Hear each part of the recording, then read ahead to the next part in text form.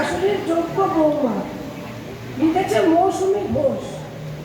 আর আমরা চিত্রায়ন করছি শাশুড়ি শিল্পী পাল আর বৌমা সুচিতা পাল।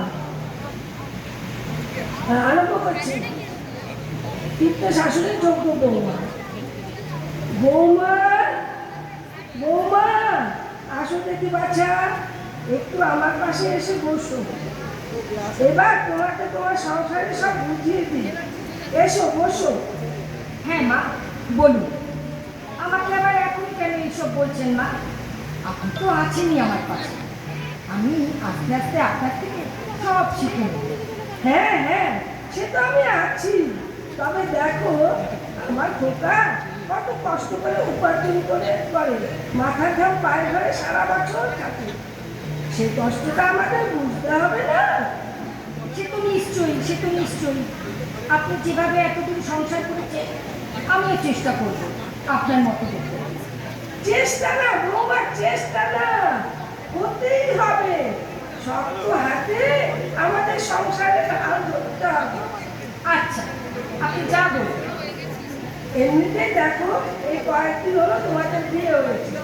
বিয়েতে কত খরচ হয়ে গেল। কিন্তু মা, আমি কই বলেছিলাম বিয়েতে এত লোক করার দরকার নেই। তা সুন্দর ছেলে আমার কথা। কিন্তু মা, আমাদের বিয়েতে তো কতগুলো লোক খাবার কি দরকার ছিল? কিন্তু মা, আমাদের বিয়েটা তো কালীঘাটে হয়েছে, আর মাত্র 15 জন লোক খেয়েছে। তাও আবার হ্যাঁ হ্যাঁ জানি, মন্দিরে হয়েছে, কিন্তু 15 জন এ কথা তো বলেনি খোকা আমার। আমাকে তো বললো 11 জন। না, মানে লুচি ছোলার দ্বারা মিষ্টি, তাই আরো 4 জন বেড়ে গেল।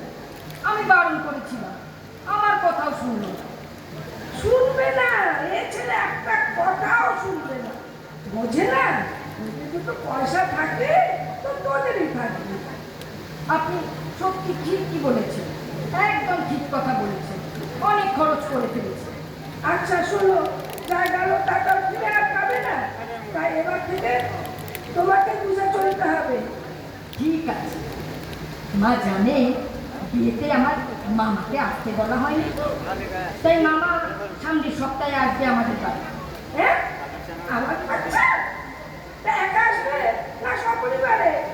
খাওয়া দাওয়া কি এখানে করবে না সেরে আসবে? না না, মামা বলল তোর বিয়েতে তো যেতে পারলাম না, তাই প্রেজেন্টেশনও দেওয়া হয়নি। তোকে দেখে আসবো আর তোর গিফটটাও দিয়ে আসবো। এই সকাল সকালই যাবো। ও, বিয়ের গিফট দিতে আসবে? তা বেশ বেশ, সকাল সকাল আসবে মানে টিফিন থেকে শুরু করবে? যদি কোনোভাবে একটা বার দেওয়া যেত, হয় টিফিন না হয় দুপুরে খাওয়া, মনে হয় টিফিনের খরচাটা একটু কম হবে। তুমি কি বলো বৌমা? হ্যাঁ হ্যাঁ, কিন্তু মামা যে বললো দুপুরে কবজি ডুবলে তোর বাড়িতে খাবো। উফ, আমো বৌমা আমো, বুদ্ধি করে সংসার করতে হবে, বুঝলে? না হলে সব ভেসে যাবে। তাহলে কি হবে? আপনি একটা উপায় বার করে দিন। তা তো করতেই হবে। শোনো,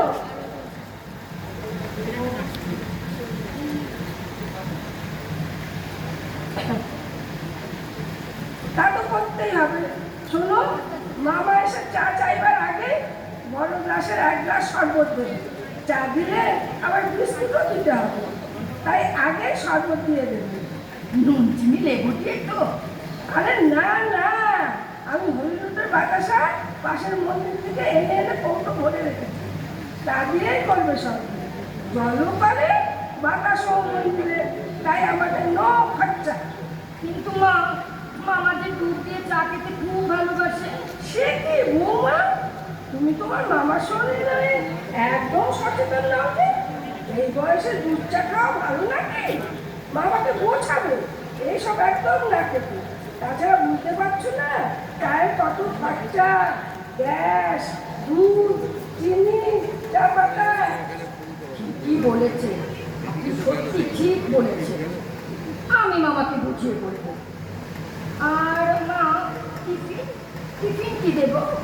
হ্যাঁ, এইবার শোনো বৌমা, শরবতটা দেওয়ার সাথে সাথেই বলবে, মামা লুচি আলুর দম মিষ্টি নিয়ে আসছি। প্রথম এলে খেতে কিন্তু হবেই তোমাকে, না বললে কিছুতেই শুনবো না। লুচি দেবে নাকি? আরে দাঁড়াও দাঁড়াও, ভালো করে শোনো। লুচি আনি মামা, লুচি আনি, শুধু এরকম বলবে। তোমার সাথে আমিও তোমায় বলবো, যা বৌমা মামাকে ঠান্ডা বসে লুচি ভেজে দাও। তখন তুমি বলবে, না না মামার বয়স হয়েছে, তাই সর্বত্রে মামার পেট ভরে গেছে, এরপর লুচি খেলে দুপুরের খাবারটাই ভালো করে খেতে পারবে। তারপরে বলো, মামা তুমি তো মুড়ি খা, মামাকে কিছু বলার চান্সই দেবে না, বুঝলে? পারবে তো চুপ করে গুছিয়ে বলবে। বাবা মা, কি বুদ্ধি আপনার! কি সুন্দর প্ল্যান বললেন তো। বেশ কেমন একটা নাটক নাটক লাগছে। সংসারটা তো নাট্যশালাই বৌমা, তবে অভিনয়টা যেন ঠিকঠাক হয়। আর শোনো, দেখো মামা যেন বুঝতে না পারে। না না, আপনি কিচ্ছু চিন্তা করবেন না, আমি একটুও বুঝতে দেব না। আচ্ছা মা, বলছি কি দুপুরে কি অন্য অভিনয় করবো? কোন ছোটবেলা থেকে আমার অভিনয় করার খুব ইচ্ছা ছিল।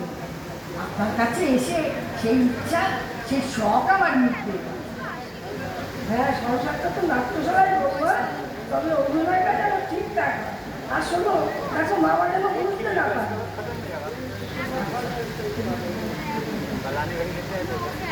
আচ্ছা আচ্ছা, সে ভালো করো।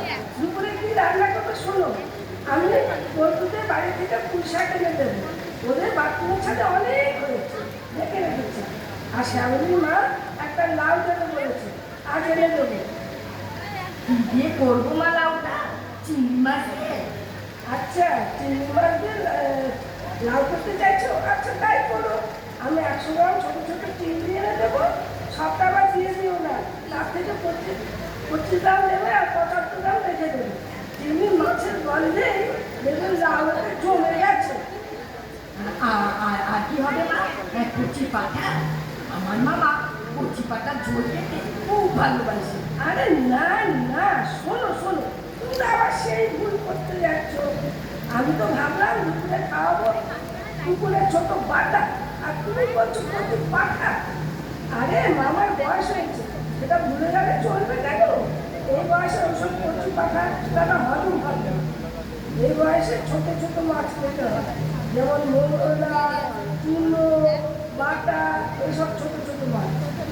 সত্যি আমার মাথায় না কোনো বুদ্ধি নেই। আপনি আমাকে আপনার মতন করে শিক্ষা করে নেবেন তো মা? কি যে বলি না আমি, কি যে করি, সত্যি কোনো বুদ্ধি নেই আমার। ঠিক আছে ঠিক আছে, সেসব ভালো তো। সব তো আমার বাড়িতে এসেছো, আমার সাথে থাকতে থাকতে তুমি সব শিখে যাবে। শুধু হ্যাঁ, চোখ কান খোলা রাখবে। সংসারে অপদর কোনোভাবেই করা যাবে না। আমি আজ আছি, কাল নেই, আজ বাদে কাল চোখ বুঝবো, তাই তোমার সংসার তুমি বুঝে না। এই নাও বৌমা সংসারের চাবি। না না মা, এমন কথা মুখেও আনবে না।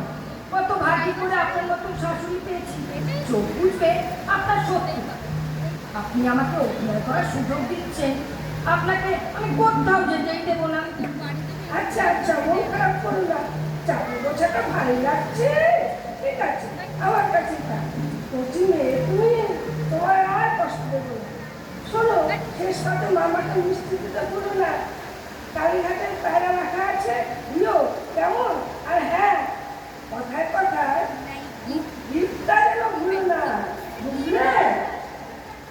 নমস্কার।